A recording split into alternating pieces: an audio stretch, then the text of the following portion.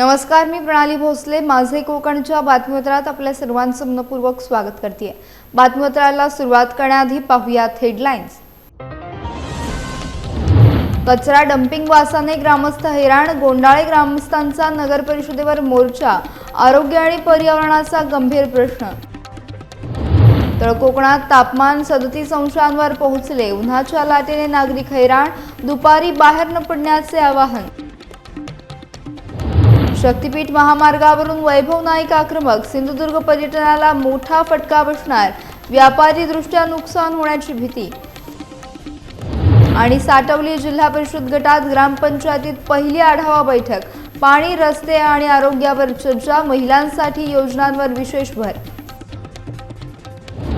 पाहुयात सविस्तर वृत्त. रायगड जिल्ह्यातील महाडमध्ये लाडवली येथे घनकचरा प्रकल्पामुळे निर्माण झालेल्या तीव्र दुर्गंधी विरोधात गोंडाळे ग्रामस्थ आक्रमक झालेत. संतप्त ग्रामस्थांनी थेट महाड नगर परिषद कार्यालयावर धडक देत नगराध्यक्ष आणि मुख्याधिकाऱ्यांसमोर आपली व्यथा मांडली. या कचरा प्रकल्पामुळे परिसरात असह्य दुर्गंधी पसरत असून लहान मुले, महिला आणि ज्येष्ठ नागरिकांच्या आरोग्यावर गंभीर परिणाम होत असल्याचा आरोप ग्रामस्थांनी केला. यासोबतच या प्रकल्पामुळे नदीचे पाणी दूषित होत असून पशु, पक्षी आणि जलचरांच्या जीविताला देखील धोका निर्माण झाल्याची गंभीर तक्रार करण्यात आली आहे. ग्रामस्थांनी प्रशासनाकडे तात्काळ उपाययोजना करण्याची मागणी करत हा प्रकल्प अन्यत्र हलवण्याची विनंती केली आहे. दुर्गंधीचा प्रश्न कायम राहिल्यास आंदोलन आणखी तीव्र करण्याचा इशारा देण्यात आलाय. त्यामुळे प्रशासन आता कोणती ठोस पावले उचलणार याकडे सर्वांचं लक्ष लागलंय. आम्ही रात्रंदिवस त्या वासाने हैराण झालोय. आमचे वयोवृद्ध, आमची लहान मुलं, परत महिलांचे आजार हे वाढले. आणि तिथं शाळा आहे, शाळा बंद खिडक्या, बंद दरवाजे करून शिक्षकांना, मुलांना शिक्षण द्यावं लागतोय. हे आमचं दुर्भाग्य आम्ही मानतोय. तर आम्ही त्यासाठी अध्यक्ष साहेबांना भेट घेतली आणि त्यांना आमचे सगळे विचार सांगितले. दुसरी बात, कुठलाही समूह कार्यक्रम करायचा बोललो तर भोजनासाठी बसताच ह्या वासामुळे आमच्याकडे येणारा पाहुणा जेवू की वास घेऊ हा विचारात बसतो. तर ती पण आम्ही त्या अध्यक्ष साहेबांना ती कल्पना दिलेली आहे. जेणेकरून त्यांनी लवकरात लवकर आमच्या गावाचा विचार करून त्याच्यावर त्यांनी काहीतरी सुव्यवस्था करावी अशी आमची ग्रामस्थांची विनंती आहे. की जी महाडमधून जाणारा डम्पिंग ग्राउंडला कचरा लाडवलीमध्ये जे जातो त्याच्यापासून आमच्या गावाला इतका दुर्गंध वास येतोय की राहणं मुश्किल आहे किंवा बाहेर पडणं मुश्किल आहे. आम्ही वारंवार 2-3 वर्ष नगरपालिकेमध्ये तक्रार करून कुठले आमची नगरपालिकेने तक्रार ॲक्सेप्ट केली नाही. त्याच्यामुळे आज आम्हाला नगराध्यक्षांशी आणि शोसाठी आम्ही सगळे ग्रामस्थ यावं लागले. आणि आता आम्हाला नगराध्यक्षांनी जे आश्वासन दिले की 10 दिवसात जे असणारा कचरा, म्हणजे पहिले प्रशासकीय कारभार असल्यामुळे आता मी बॉडीवर आहे, आता मी असल्यामुळे की 10 दिवसात तुमचा प्रकल्प किंवा येणारा वास 10 दिवसामध्ये बंद करतो असं आम्हाला आश्वासन. त्याच्यासाठी मी त्यांना एक शब्द दिलाय की 8-10 दिवसात ते सगळं संपून टाकून परत दुर्गंधी होणार नाही. आणि हवेमधलं प्रदूषण जे होतंय त्यासाठी मी आता नवीन एनईसी नेमून तिथला जो होणारा दुर्गंधीचा भाग हा चांगली एनईसी नेमून तिथून परत दुर्गंधी होणार नाही 5 किलोमीटरच्या अंतरमध्ये, आणि ती कशी कमी होईल आणि तो आमचा असलेला प्रोजेक्ट चांगल्या प्रकारे चालेल, नागरिकांना शारीरिक त्रास होणार नाही जी काळजी घेतली आहे. रायगड जिल्ह्यातील रोहा तालुक्यात कामगारांचा संताप आता उफाळून आलाय. Indo energy international private limited कंपनीच्या सानेगाव जेट्टीवरील कामगारांनी आपल्या न्याय हक्कांसाठी थेट आमरण उपोषण सुरू केलंय. 14 एप्रिल डॉक्टर बाबासाहेब आंबेडकर जयंतीपासून कंपनी गेट बाहेर हे आंदोलन सुरू असून परिसरात तणावपूर्ण वातावरण निर्माण झालंय. या आंदोलनाला आता राजकीय आणि सामाजिक स्तरावर देखील पाठिंबा मिळू लागला. रिपब्लिकन पार्टी ऑफ इंडियाने या आंदोलनाला उघड पाठिंबा दिला असून विविध सामाजिक संघटना देखील कामगारांच्या पाठीशी उभ्या राहिल्यात.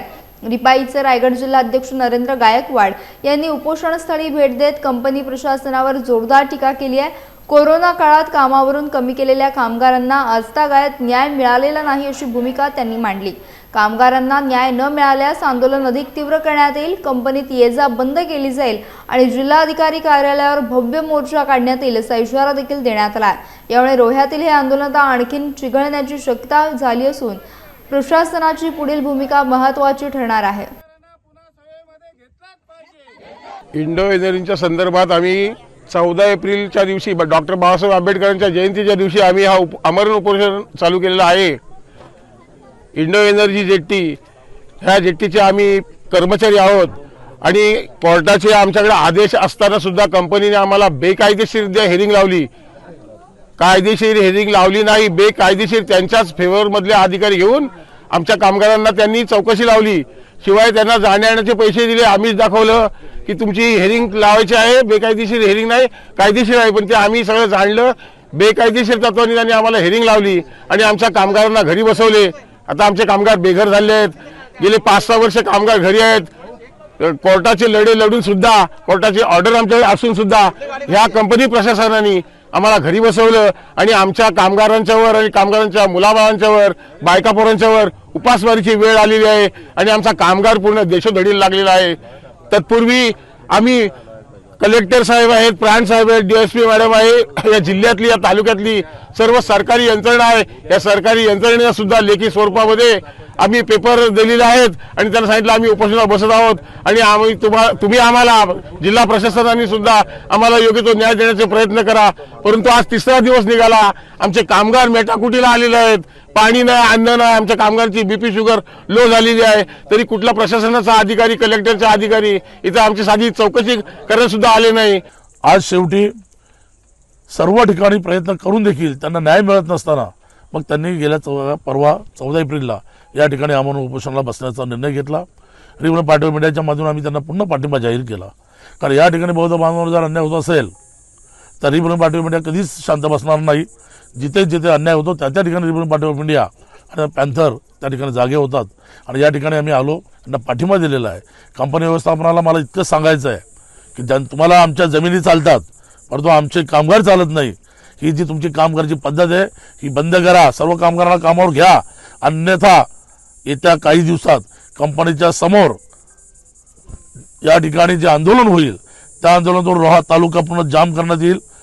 रायगडचे कलेक्टरांना माझं या ठिकाणी आव्हान आहे की या कामगारांचा आपण विचार करा आणि या ठिकाणी निर्णय घेऊन ताबडतोब त्यांना कामावर घ्यायला सांगा.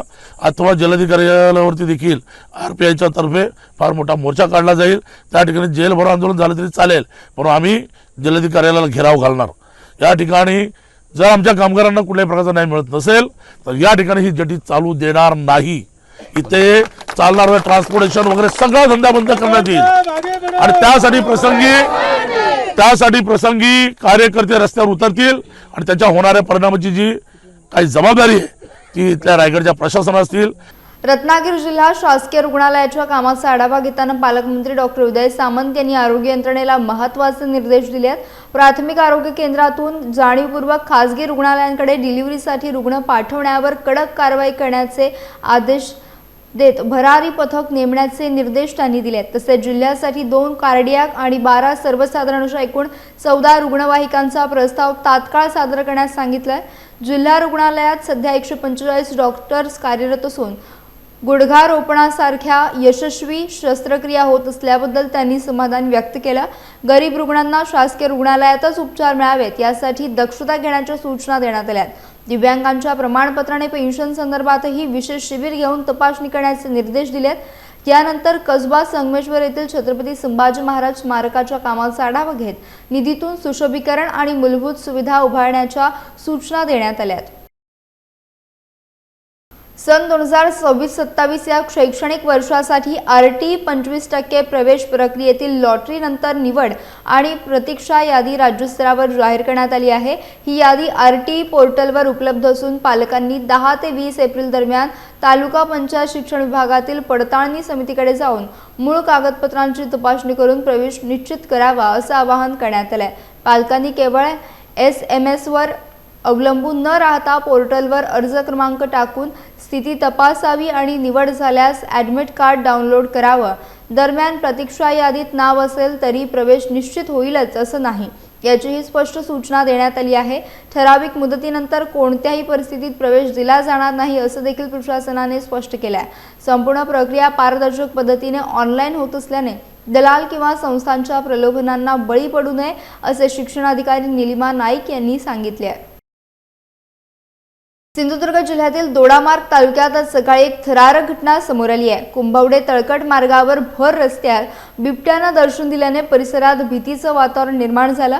सकाळच्या वेळेत हा बिबट्या रस्त्यावरून जाताना काही वाहनधारकांच्या नजरेस पडला, त्यामुळे प्रवाशांमध्ये घबराट पसरली। या मार्गावरून नियमितपणे ये-जा करणाऱ्या नागरिकांमध्ये आता दहशतीचं वातावरण आहे। तळकट जंगल परिसरात यापूर्वी पट्टेरी वाघ, अस्वल यांसारख्या वन्य प्राण्यांचा वावर असल्याच्या घटना समोर आल्या, त्यामुळे आता या भागात वन्यजीवांचा संचार वाढत असल्याचं स्पष्ट होत आहे। नागरिकांनी सतर्क राहावं आणि विशेषतः सकाळ संध्याकाळच्या वेळी या मार्गावरून जाताना काळजी घ्यावी अशी गरज व्यक्त होतीये। वन विभागानेही या घटनेची दखल घेऊन योग्य ती उपाययोजना करावी अशी मागणी स्थानिकांकडून केली जात आहे।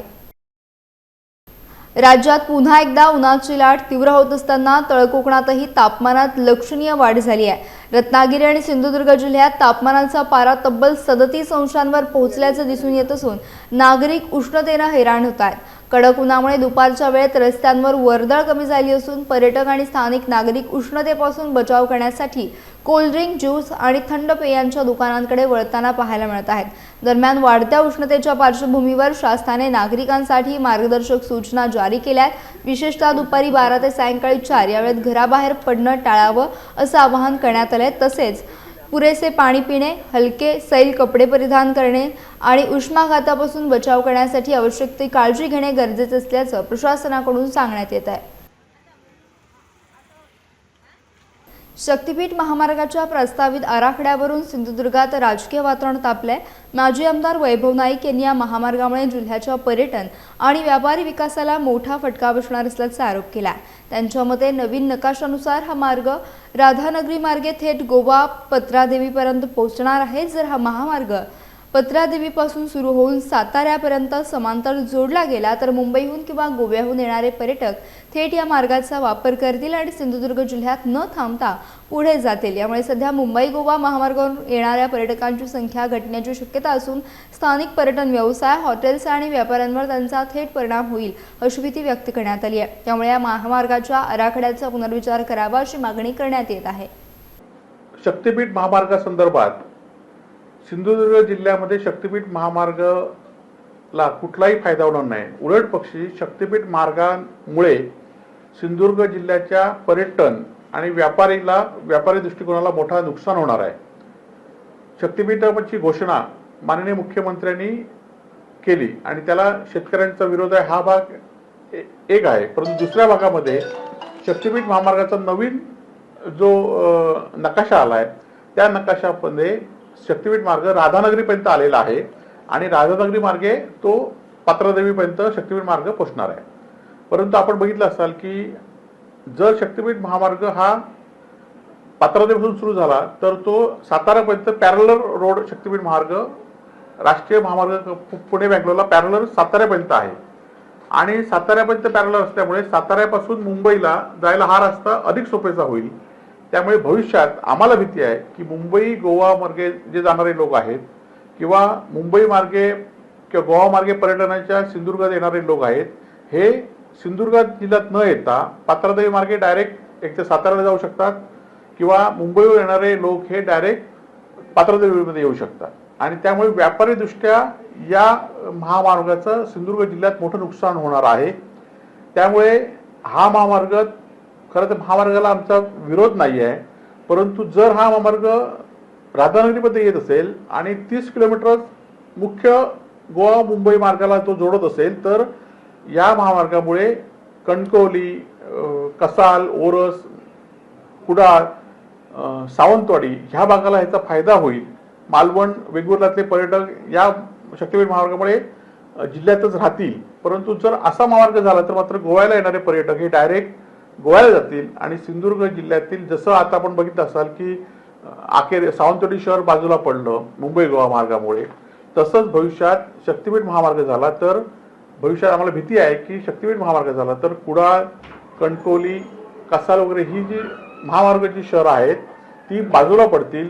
मालवण आणि वेंगुर्ल्याचा जो पर्यटक आता हळूहळू सुरू झालेला आहे तो सुद्धा बाजूला पडेल आणि लोक डायरेक्ट शक्तीपीठ मार्गाने मुंबई एक्सप्रेस हायवेवरून साताऱ्यावरून डायरेक्ट पात्रादेवीला उतरतील आणि त्यामुळे या शक्तीपीठाचा विचार करताना सिंधुदुर्ग जिल्ह्याचा विचार करावा अशी आमची मुख्यमंत्र्यांना आणि मंत्री महोदयांना आमची विनंती आहे। लांजा तालुक्यातील साटवली जिल्हा परिषद गटात सर्वसामान्य जनतेचे प्रश्न सोडवण्यासाठी आपण कटिबद्ध आहोत अशी ग्वाही जिल्हा परिषद सदस्या लीला घडशी यांनी दिली आहे। गोळवशी ग्रामपंचायतीत झालेल्या पहिल्या आढावा बैठकीत त्या बोलत होत्या। आमदार किरण सामंत यांच्या मार्गदर्शनाखाली प्रत्येक प्रभागात अशा बैठका घेण्याचा निर्णय घेतला असून दर 6 महिन्यांनी आढावा बैठक घेण्यात येणार आहे। या बैठकीत रस्ते, पाणी, वीज आणि आरोग्य या मूलभूत प्रश्नांवर सविस्तर चर्चा करण्यात आली। विशेषतः जलजीवन योजनेअंतर्गत सुरू असलेल्या कामांचा आढावा घेत पाणी टंचाई टाळण्यासाठी आवश्यक उपाययोजना करण्याच्या सूचना देण्यात आल्या। तसेच नागरिकांचे आरोग्य सुधारण्यासाठी संबंधित अधिकाऱ्यांना मार्गदर्शन करण्यात आले आहे। महिलांसाठी शासनाच्या विविध योजनांचा लाभ प्रत्येक लाभार्थीपर्यंत पोहोचावा आणि त्या आर्थिकदृष्ट्या सक्षम व्हाव्यात यासाठी प्रयत्न करण्यात येणार असल्याचं घडशी यांनी स्पष्ट केलं आहे। सन्माननीय आमदार भैयासिंह सामंत यांच्या सूचनेनुसार आढावा बैठक पार पडली। या बैठकीला तालुक्याच्या सन्माननीय सभापती सुद्धा उपस्थित होत्या। या ठिकाणी मूलभूत लोकांच्या गरजा म्हणजे पाणी आणि रस्ते यासारख्या विकासात्मक गोष्टीवर सखोल चर्चा झाली। पाण्याच्या अनेक योजना प्रलंबित आहेत। जलजीवन मिशन अंतर्गत झालेल्या विकास कामांना ज्या पद्धतीनं गती मिळायला पाहिजे ती गती मिळत नाही, यासाठी सन्माननीय सरपंच महोदय उपस्थित असलेल्या सर्व सरपंचांनी या ठिकाणी विषय उपस्थित केले, त्याच्यावर चर्चा झाली। आरोग्यासारख्या विषयावर अतिशय गहन चर्चा होऊन आरोग्यामध्ये साटोली PSC 24/7 मध्ये काम करणारी PSC या ठिकाणी दिसून आली। अशा अनेक योजना तळागाळापर्यंत पोहोचवण्यासाठी सर्व सरपंच महोदयांनी सर्व कर्मचाऱ्यांनी एकत्रितरित्या काम करण्याचं ठरवलेलं आहे। आरोग्य, पाणी, त्याबरोबर रस्ते आणि वैयक्तिक तळागाळातील महिलांच्या योजना यांसाठी चांगल्या पद्धतीनं काम करण्याची चर्चा आजच्या आढावा बैठकीमध्ये झाली। अशाच पद्धतीच्या आढावा बैठकी दर 6 महिन्यांनी जिल्हा परिषद गटामध्ये घेण्यात याव्यात अशी सूचना सुद्धा सन्माननीय सरपंच, उपस्थित असलेले सामाजिक कार्यकर्ते यांच्यातून आज आलेले असल्या कारणानं दर 6 महिन्यांनी चांगल्या पद्धतीची आढावा बैठक या ठिकाणी पार पडली जाईल प्रत्येक जिल्हा परिषद गटामध्ये, किंबहुना माझ्या जिल्हा परिषद गटामध्ये ती मी स्वतः घेईन आणि सामान्यांच्या प्रश्न सोडवण्यासाठी अधिक प्रयत्न करेन। रायगड जिल्हा परिषदेचे नवनिर्वाचित कृषी व पशुसंवर्धन सभापती वैकुंठ पाटील यांनी अलिबाग येथील प्रशासकीय कार्यालयात शिक्षण आणि आरोग्य विभागाचा सविस्तर आढावा घेतला। गट शिक्षण अधिकारी आणि तालुका आरोग्य अधिकाऱ्यांसोबत झालेल्या बैठकीत कामांचा आढावा घेत अधिकाऱ्यांना तत्परतेने काम करण्याच्या स्पष्ट सूचना देण्यात आल्या। यावेळी अध्यक्ष मंगेश वाकडीकर, उपाध्यक्ष मधुकर पाटील आणि अर्थ व शिक्षण सभापती चंद्रकांत कळंबे उपस्थित होते। बैठकीत ITच्या माध्यमातून विद्यार्थ्यांना शिक्षण सहाय्य, ऑनलाईन माहिती केंद्र, स्मार्ट शाळा, आदिवासी विद्यार्थ्यांचे शिक्षण तसेच स्वच्छता आणि शाळा दुरुस्ती यावर चर्चा झाली। याशिवाय सेवानिवृत्त शिक्षकांचा सन्मान करण्याबाबतही निर्णय घेण्यात आला। आरोग्य विभागाच्या बैठकीत प्राथमिक आरोग्य केंद्रे, रुग्णांसाठी ॲम्ब्युलन्स सेवा आणि ग्रामीण भागातील आरोग्य सुविधा यावर भर देत आवश्यक सूचना करण्यात आल्या। रत्नागिरी जिल्ह्यातील संगमेश्वर तालुक्यातील धामापूर तर्फे देवरुख गावात महिलांनी जिद्दीच्या जोरावर आर्थिक सक्षमीकरणाचा आदर्श निर्माण केला आहे। उमेद अभियानाच्या माध्यमातून 10 महिलांनी एकत्र येत 2018 मध्ये मावळंग काजू उत्पादक गट स्थापन केला आणि सामूहिक शक्तीचा प्रभावी वापर करत व्यवसायात यश मिळवलं। काजू उत्पादन मोठ्या प्रमाणात असतानाही योग्य बाजारपेठ आणि वाहतुकीच्या अडचणींमुळे शेतकऱ्यांना अपेक्षित नफा मिळत नव्हता। मात्र गटाच्या माध्यमातून एकत्रित विक्री सुरू केल्याने खर्च कमी झाला आणि चांगला दर मिळू लागला। यासोबतच महिलांनी सेंद्रिय शेतीचा मार्ग स्वीकारत स्वतः खत निर्मिती सुरू केली, ज्यामुळे उत्पादन खर्च कमी झाला आणि गुणवत्ता वाढली। काजूवर प्रक्रिया करून आकर्षक पॅकेजिंगमुळे बाजारपेठेत वेगळी ओळख निर्माण झाली। गटाला मिळालेल्या आर्थिक मदत आणि प्रशिक्षणामुळे व्यवसाय अधिक सक्षम झाला आहे। आज या गटाची उलाढाल लाखोंपर्यंत पोहोचली असून महिलांना दरमहा चांगले उत्पन्न मिळत आहे। मावळंग गट आता कोकणातील महिलांसाठी प्रेरणादायी ठरत आहे। रत्नागिरी जिल्ह्यातील मंडणगड तालुक्यातून बेपत्ता झालेल्या 2 व्यक्तींचा शोध अद्याप सुरू असून पोलीस प्रशासनाने नागरिकांना सहकार्य करण्याचे आवाहन केले आहे। तस्मीर इलियास माटवणकर वय वर्ष 30 राहणार निगडी हे 5 सप्टेंबर 2012 रोजी रात्री बोरीचा माळ येथून बेपत्ता झाले। त्यांची उंची अंदाजे 5 फूट 5 इंच असून रंग गोरा, अंगाने सडपातळ, डोक्यावर पांढरी टोपी आणि अंगात लाल टी-शर्ट व काळी पॅन्ट होती। तसेच निकेत ज्ञानदेव सोनघरे वय वर्ष 16 राहणार बुरी हे 24 जुलै 2011 रोजी सायंकाळी घरातून बेपत्ता झाले आहेत। त्यावेळी त्यांच्या अंगात पिवळा टी-शर्ट आणि पिवळी हाफ पॅन्ट होती। या दोन्ही व्यक्तींबाबत कोणालाही काही माहिती मिळाल्यास मंडणगड पोलीस ठाण्याशी त्वरित संपर्क साधावा असं आवाहन पोलिसांकडून करण्यात आलं आहे।